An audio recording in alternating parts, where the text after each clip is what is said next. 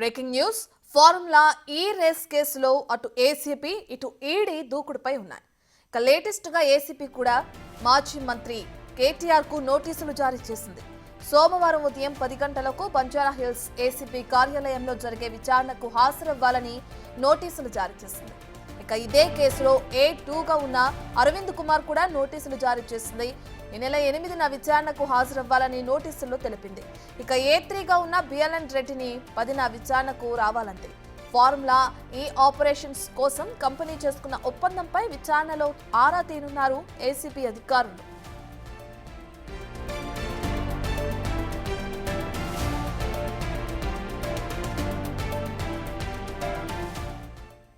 ఇదే అంశానికి సంబంధించిన పూర్తి డీటెయిల్స్ మా ప్రతినిధి సురేష్ లైవ్ లో అందిస్తారు. లైవ్ లో జాయిన్ అవుతున్నారు. రైట్ సురేష్, ఇప్పటికే చూసుకుంటే ఫార్ములా ఈ రేస్ కేసుకి సంబంధించి A1, A2, A3గా ఉన్నారు. అయితే దానికి సంబంధించి A1 గా ఉన్న కేటీఆర్ కి విచారణకు హాజరవ్వాలని ఏసీబీ నోటీసులు ఇవ్వడం మనం నిన్న చూసాం.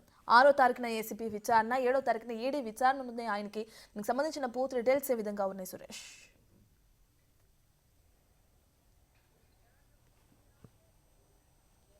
ఏసీబీ కేసు నమోదు చేసిన తర్వాత కేటీఆర్, మాజీ మంత్రి కేటీఆర్ దీన్ని క్వాష్ చేయాలంటూ హైకోర్టుకు వెళ్ళడం జరిగింది. హైకోర్టు దీనికి సంబంధించి విచారణ జరిపి తీర్పు రిజర్వ్లో ఉంచింది. కానీ విచారణకు సహకరించాలి, కేటీఆర్ని విచారించుకోవచ్చు అని చెప్పేసి కూడా హైకోర్టు అనుమతి ఇవ్వడం జరిగింది. అందులో భాగంగానే కేటీఆర్కి నిన్న నోటీసులు జారీ చేశారు. సోమవారం ఉదయం ఏసీబీ కార్యాలయానికి హాజరు కావాలి విచారణకు అని చెప్పేసి కూడా నోటీసుల్లో పేర్కొనడం జరిగింది. ఈడీ కంటే ముందే ఏసీబీ కేటీఆర్ని విచారించబోతుంది. ఎందుకంటే ఈడీ కూడా దీనిపై ఈఎస్ఆర్ నమోదు చేయడం జరిగింది. దీనికి సంబంధించి ఆయనను 7వ తేదీన విచారణకు రావాలని చెప్పేసి నోటీసులు ఇచ్చింది. కానీ ఏసీబీ ముందు కేసు నమోదు చేసింది. ఏసీబీ దర్యాప్తులో భాగంగా కేటీఆర్ను సోమవారం ఉదయం 10 గంటలకు బంజారాహిల్స్లోని ఏసీబీ ప్రధాన కార్యాలయానికి రమ్మని చెప్పేసి కూడా నోటీసులో పేర్కొనడం జరిగింది. ఇదే కేసులో A2గా ఉన్న అరవింద్ రావు, అదేవిధంగా A3గా ఉన్న బిఎల్ఎన్ రెడ్డికి కూడా నోటీసులు జారీ చేశారు. అరవింద్ రావుని 8వ తేదీన, బిఎల్ఎన్ రెడ్డిని 10వ తేదీన విచారణకు రావాల్సిందిగా నిన్ననే నోటీసులు వారికి కూడా సర్వ్ చేయడం జరిగింది. కేసులో ఇప్పటికే ఏసీబీ అనేక ఆధారాలు సేకరించడం జరిగింది. సీజన్ 10కు సంబంధించి ఏదైతే ఈ ఫార్ములా ఈ రేస్కు సంబంధించిన అగ్రిమెంట్లు ఏ విధంగా జరిగాయి, మొత్తం కేటీఆర్ ఆదేశిస్తేనే ఈ అగ్రిమెంట్లు అన్నీ జరిగాయని చెప్పేసి కూడా ఇప్పటికే అరవింద్ కుమార్ గవర్నమెంట్కి ఇచ్చిన వివరణ లేఖలో కూడా ఆయన పేర్కొనడం జరిగింది. కాబట్టి వాటికి సంబంధించిన అగ్రిమెంట్స్, డాక్యుమెంట్స్ అన్నిటిని కూడా ఇప్పటికే ఏసీబీ తెప్పించుకోవడం జరిగింది. ఇటు మున్సిపల్ అడ్మినిస్ట్రేషన్తో పాటు హెచ్ఎండిఏ నుంచి కూడా డాక్యుమెంట్స్ అన్నిటిని కూడా తెప్పించుకొని వాటిని పరిశీలించి ఇప్పుడు వాటి ఆధారంగానే కేటీఆర్ని ప్రశ్నించబోతున్నారు. అసలు ఎందుకు హెచ్ఎండిఏ స్పాన్సర్షిప్ తీసుకోవడానికి నిర్ణయం తీసుకున్నారు, గతంలో ఉన్న ముందు సీజన్ 9లో చేసుకున్న అగ్రిమెంట్లో వచ్చిన కంపెనీ ఎందుకు విత్డ్రా అయ్యింది, ఆ విత్డ్రా అయిన తరుణంలో మీరే సొంతంగా నిర్ణయం, ఎందుకంటే 160 కోట్లు ఒక్కొక్క సీజన్కి అగ్రిమెంట్ చేసుకునే విధంగా మొత్తం 200 కోట్ల రూపాయలు, 3 సీజన్లకి 600 కోట్ల రూపాయలు అగ్రిమెంటు, అంటే హెచ్ఎండిఏనే నిధులు చెల్లించే విధంగా వారికి కావాల్సిన స్పాన్సర్షిప్ అంతా కూడా హెచ్ఎండిఏనే ఇచ్చే విధంగా అగ్రిమెంట్ చేసుకున్నారు. అగ్రిమెంటు కేటీఆర్ ఆదేశాలతోనే అగ్రిమెంట్ జరిగింది. అప్పుడు ఎలక్షన్ కమిషన్ ఎన్నికల కోడ్ ఉంది, ఎలక్షన్ కమిషన్ అనుమతి కూడా తీసుకోలేదు. ఏకపక్షంగా ఒక మున్సిపల్ మంత్రి 160 కోట్లకు సంబంధించిన అగ్రిమెంటు మొత్తం అప్రూవల్ చేయడం ఈయన ఒక్కని చేతిలో ఉండదు. కాబట్టి ప్రభుత్వ అనుమతి తీసుకోలేదు, ఇటు క్యాబినెట్ అనుమతి తీసుకోలేదు, అదేవిధంగా ఫైనాన్షియల్ డిపార్ట్మెంట్ అనుమతి తీసుకోలేదు. ఇష్టానుసారంగా మొత్తం 55 కోట్ల రూపాయల నిధులు హెచ్ఎండిఏ ఖజానాకు నష్టం చేకూరే విధంగా కేటీఆర్ నిర్ణయం తీసుకున్నారు. కాబట్టి దీనికి సంబంధించి ఇప్పుడు ఏసీబీ విచారించబోతుంది. ఒకవేళ కాంగ్రెస్ ప్రభుత్వం ఏర్పడిన తర్వాత ఒకవేళ అగ్రిమెంట్ కంటిన్యూ చేసినట్టయితే 600 కోట్ల రూపాయలు అదనంగా హెచ్ఎండిఏకి భారం పడేది. ముందుగానే సీఎం రేవంత్ రెడ్డి గ్రహించి ఈ అగ్రిమెంట్ని క్యాన్సిల్ చేసుకొని మేము ఇక ముందుకు వెళ్ళము, ఈ ఫార్ములా రేసు నిర్వహించాం హైదరాబాద్లో అని చెప్పేసి చెప్పడంతోనే ఇదంతా కూడా విషయం బయటకు వచ్చింది. దీనికి సంబంధించి ఇప్పుడు కేటీఆర్ విచారణకు హాజరై తన వివరాలన్నీ ఎలా వెల్లడిస్తారు అనేది కూడా సోమవారం తెలిసే అవకాశం కనబడుతుంది. ఇప్పటికే అతను తానే ఈ ఫార్ములాకు సంబంధించిన కంపెనీని హైదరాబాద్ తీసుకొచ్చేందుకు ప్రయత్నించాను, తనకు సంబంధించి తానే ఆదేశించానని ఒకసారి చెప్తాడు. కానీ అధికారులు సరైన రూల్స్ పాటించకుంటే నేను ఎలా బాధ్యత అవుతానని చెప్పేసి తప్పించుకునే ప్రయత్నాలే కేటీఆర్ చేస్తున్నాడు.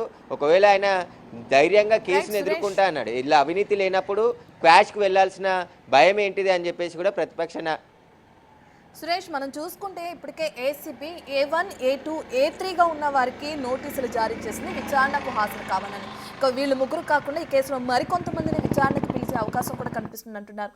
ఎవరి పేర్లు తెరపైకి వచ్చే అవకాశం కనిపిస్తుంది అంటారు సురేష్?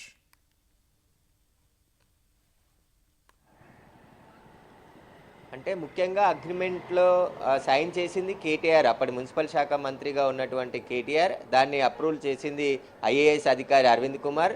అదేవిధంగా HMDA chief executive engineer BLN Reddy.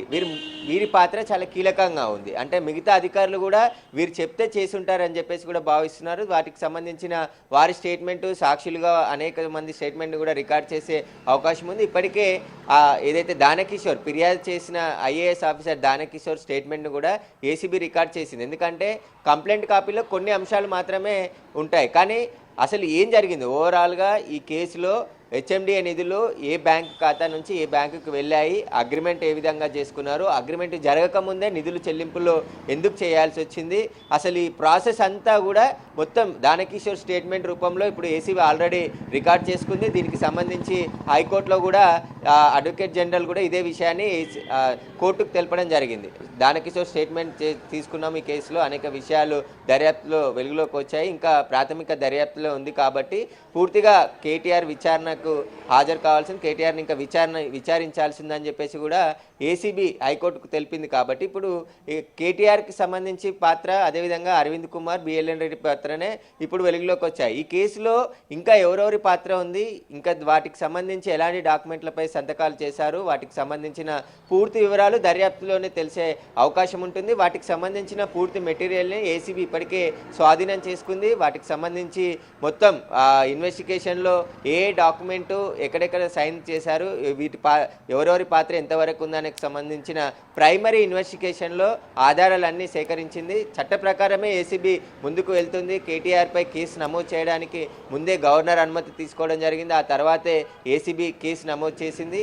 దీనికి సంబంధించి ఇప్పుడు ఏసీబీ సోమవారం నుంచి దర్యాప్తు ప్రారంభిస్తే అనేక విషయాలు బయటికి వచ్చే అవకాశం కనబడుతుంది. ఇక హైకోర్టు డైరెక్షన్తోనే ముందుకు వెళ్ళే అవకాశాలు కూడా స్పష్టంగా ఏసీబీకి కూడా కనబడుతున్నాయి. ఎందుకంటే ఏదైతే కేటీఆర్కి సంబంధించిన క్వాష్ పిటిషన్పై వాదనలు పూర్తయ్యాయి, తీర్పు రిజర్వ్ అయింది. కాబట్టి ఆ తీర్పు ఎప్పుడైనా రావచ్చు. దీనికి సంబంధించి ఏసీబీ ఇన్వెస్టిగేషన్ అయితే ఒకవైపు కొనసాగుతుంది. ఇక ఈడీ కూడా దర్యాప్తు ప్రారంభించింది. ఈడీ ఇప్పటికే కేటీఆర్కి ఈ నెల 7న హాజరు కావాలని చెప్పేసి నోటీసులు జారీ చేసింది.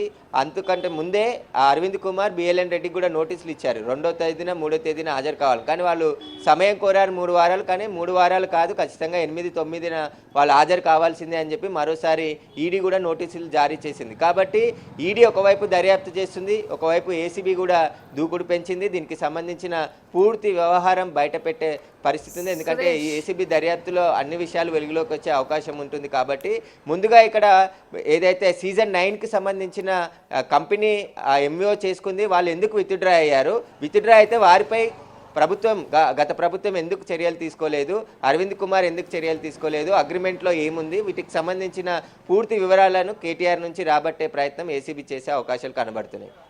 సురేష్, ఇప్పటికే చూసుకుంటే అటు ఏసీబీ నుంచి అలాగే ఈడీ నుంచి కూడా నోటీసులు జారీ అయ్యాయి అటు కేటీఆర్కి. మరి ఈ నోటీసులు జారీ అయిన క్రమంలో విచారణకు హాజరవుతారా లేక న్యాయస్థానాన్ని ఆశ్రయిస్తారా? అసలు ఏసీబీ జారీ చేసిన నోటీసులకు సంబంధించి కేటీఆర్ ఏ విధంగా స్పందిస్తారనే ఉత్కంఠ కూడా నెలకొంది. దీన్ని ఎలా చూడొచ్చు అంటారు?